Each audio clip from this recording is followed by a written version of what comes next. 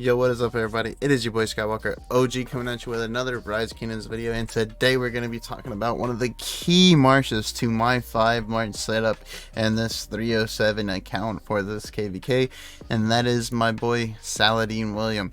Before we say anything, I just want to say Saladin+William, I believe, is an investment for every single player in this game. A very, very good investment. And let's go ahead and get into them. Alright, so we are running all epic proc gear on this Saladin march. We did have this ancient stratagems as well on the Saladin. I do not have it equipped at the moment. We actually aren't supposed to have our gear on because we are all trying to drop power in 307, etc, etc, all that good stuff. So I'm not against going the full support tree here, with obviously without these two here, but coming down to Cage of Thorns is pretty nice. But me personally, I was trying out this Cav tree, full Cav tree build for my Saladin, and it did pretty dang well, I'm not gonna lie. But let's discuss why we need that Saladin march, at least for me personally. However, for everyone in their 5-man march setup, this is a very, very good march because of all of these skills that Saladin+William bring to the table. So let's go ahead and get into it. Deals direct damage factor of 1700 to the target, then reduces its march speed by 50% and healing effects received by 50%. That is huge, especially for a player like me that runs a lot of Cav, because the infantry units are the ones that are the problem, and they usually have a lot of healing. Then you have the cavalry units led by this commander gain 20% increased attack, 20% increased defense, and 5% increased march speed. Not too bad. Troops led by this commander take 30% reduced skill damage and 20% reduced counterattack damage. That's very, very good for fighting your Attila Takedas, for fighting your archer marches, for getting that skill damage reduction down. Very, very key. Troops led by this commander deal 15% increased damage to garrisons. This is not really a priority skill for the field. You can honestly use this man at 5.51, and he is amazing on the open field at 5.51. And then of course William, for a player like me that has a lot of Cav marches, this man is amazing. He has a 1500 damage factor, deal damage to up to 3 targets, and a forward facing rectangle area. Of course, I really don't like his AoE, but it is what it is.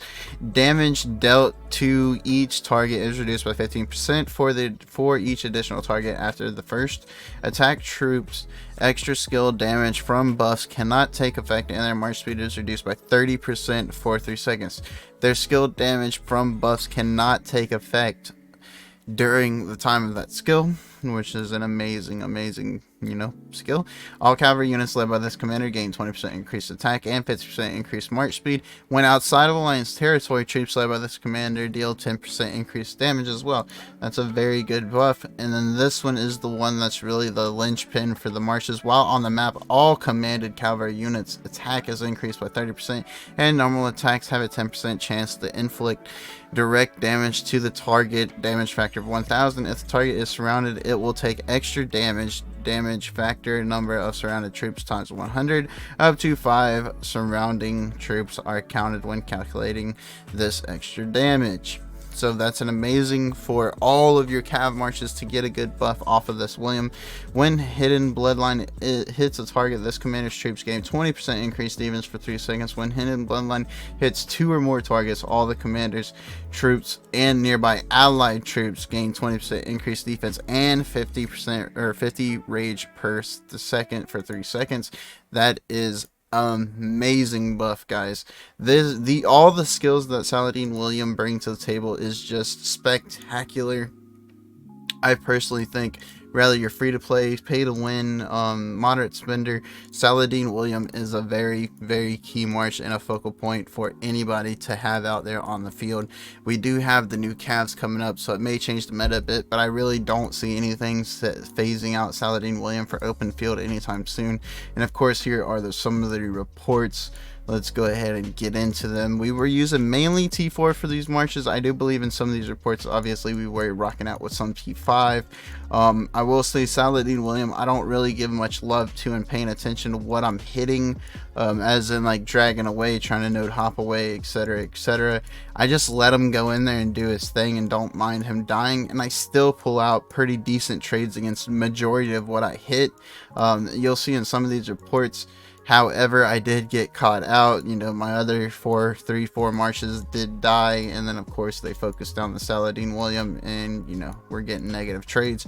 But it's not the worst thing in the world, you know what I mean? It's not like I'm taking huge resource costs to heal back or anything like that. It's something that's very manageable. It's not like when my XY gets caught out. It's not like when my YSG gets caught out. It's nothing that's too insane. I don't mind the healing cost on it. This is another reason why I personally think that, you know, Saladin+William, I personally think, is the best Cav March in the game at to date for open field. They just bring an immense amount of debuffs, buffs, and I mean, it's just value. It's all there for Saladin+William, and I mean, you get good trades with them as well. And of course, this isn't even what we're looking for, right? We're using that march for how much it's affecting our other marches, for how much it's debuffing the enemy march, basically to make our other marches do amazing trades, yet Saladin+William is getting the amazing trades on their own. This is exactly why I love this march very much. Of course, we are getting some bad trades here, as expected, though. This guy's got some more troops than I do. Looks like he's using some T5, well, he's using mostly T5 here, and he's using infantry, so, you know, we can expect some numbers like that. Not too bad. We don't mind taking a trade like that at all.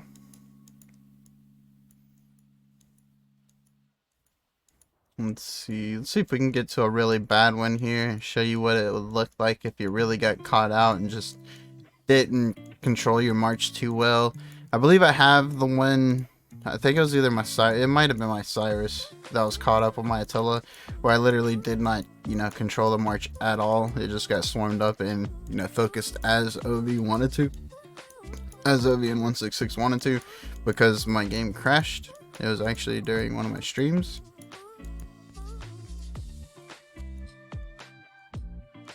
Here's another one that's a bad trade here. There's another one. But I mean, none of these are like immensely terrible. This is what I mean by that. Like, none of these are terrible heal. Let's see, I don't even think we had, yeah, we didn't even have any of the Bastion skills rocking out on this march. Well, we had one Bastion skill rocking out on this march because we were using, you know, 2 other Cav marches. But Saladin+William, personally, I don't think he really needs it. He doesn't need the extra Bastion skills. I mean, you're seeing the trades that we're getting here. These players are using their Bastion skills, obviously. Some of them did not, most of them are. Let's go back through this. Just trying to get to the really bad reports so we can see a really bad one here. Of course, this is against Poroto. Poroto's very good player. Max tech guy. Let's see.